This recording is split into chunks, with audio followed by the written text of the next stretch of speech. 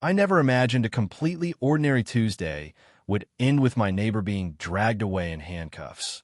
But that's exactly what happens when you cross paths with Karen Wilkins, the self-appointed dictator of Oakwood Estates. Let me take you back to the start because this story gets unbelievable fast. I had only been living in Oakwood Estates for about 3 months.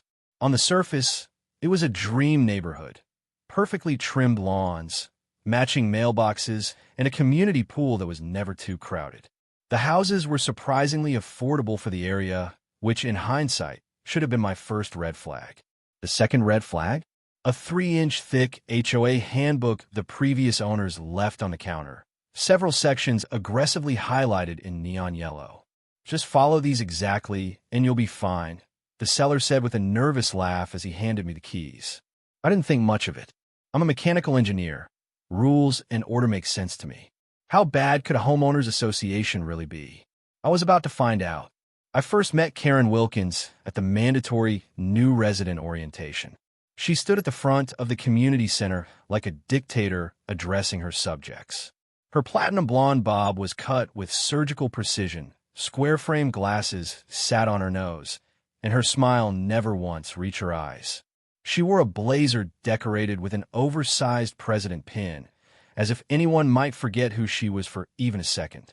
"We have standards here at Oakwood," she said in a voice so sweet it was almost insulting. "Our property values stay high because we enforce these standards without exception."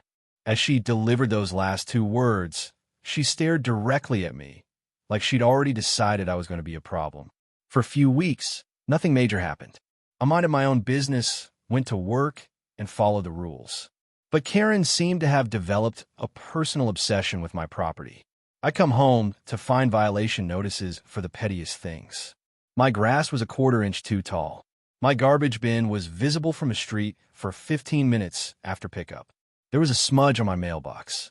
Each notice came stamped with Karen's dramatic signature, and a smiley face that somehow felt like a threat. Then came the incident that set everything in motion. I had recently finished restoring my pride and joy, a 1967 Mustang. I'd spent 2 years bringing that car back to life, and I kept it safely tucked inside my closed garage. HOA rules didn't allow project cars to be visible from a street, which was fine because mine never was.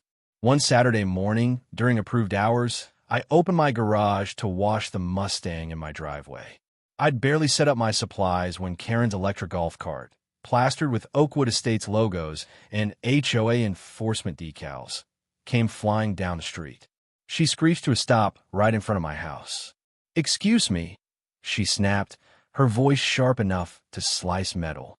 "Project vehicles are not permitted in Oakwood Estates." I stayed calm. "It's not a project anymore, Karen. It's fully restored, registered, and the rules allow washing on weekends."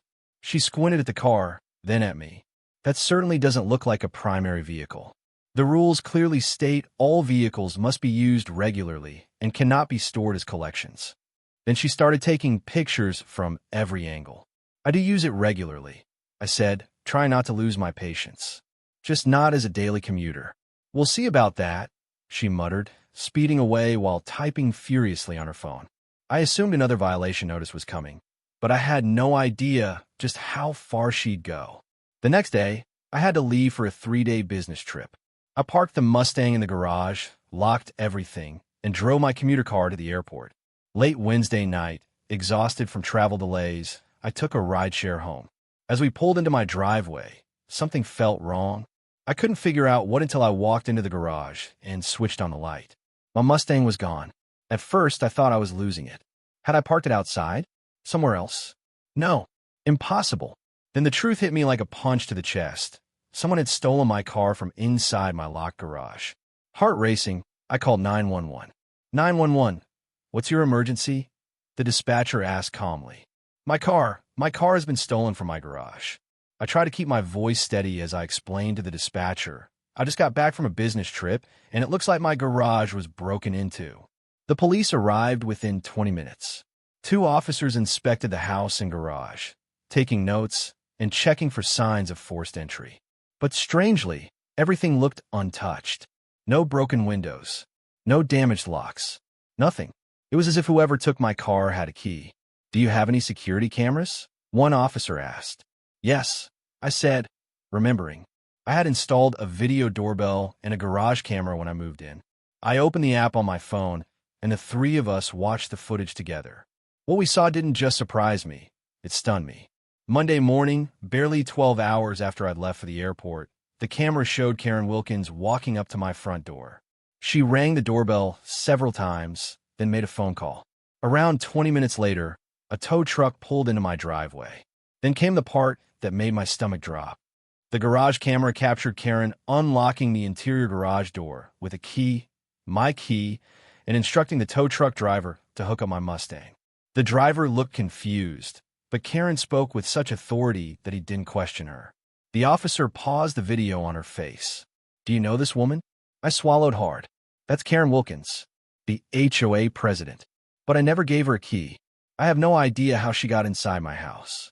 The officer's expression turned serious. "Sir, this isn't just car theft. This is breaking and entering. We'll need an official statement." I spent the next hour giving details, providing proof of ownership, and answering questions. The officers assured me they'd find my car and investigate how Karen got access to my home. The next morning, I received a call from the police station. They'd located the Mustang at an impound lot across town. According to the paperwork, it had been towed for HOA violations at Karen's request, with her signature listed as property manager, granting her authority she absolutely did not have. The towing company had no reason to doubt her. She had the key, the clipboard, and the attitude. What happened next moved quickly. I retrieved my Mustang, thankfully undamaged, and filed multiple charges against Karen: breaking and entering, grand theft auto, falsifying documents, misrepresentation of authority. During the investigation, the truth came out. Karen had obtained a copy of my house key from the previous HOA president, who had secretly kept duplicates of residents' keys for emergencies, a practice that was not only undisclosed, but highly illegal. 2 weeks later, an emergency HOA meeting was held. The community center was packed. Residents showed up with their own stories of Karen's bullying and abuse of power, stories they had been too scared to voice until now. Karen sat at the front, her usual icy confidence replaced with jittery nerves. Her attorney leaned toward her, whispering nonstop. The HOA lawyer addressed the room. "Mrs. Wilkins is facing multiple felony charges, including unauthorized entry into a private residence and grand theft auto. Additionally, the HOA may be held liable if the board knowingly allowed or ignored her actions." One by one, neighbors stood up and finally spoke their truth. Years of frustration poured out like a dam breaking. By the end of the meeting, the vote was unanimous. Karen was removed as HOA president and permanently banned from ever holding an HOA position again. As the meeting adjourned, Karen's mask shattered. Rage and disbelief twisted her face. "This is ridiculous," she shrieked. "Everything I did was to protect this community.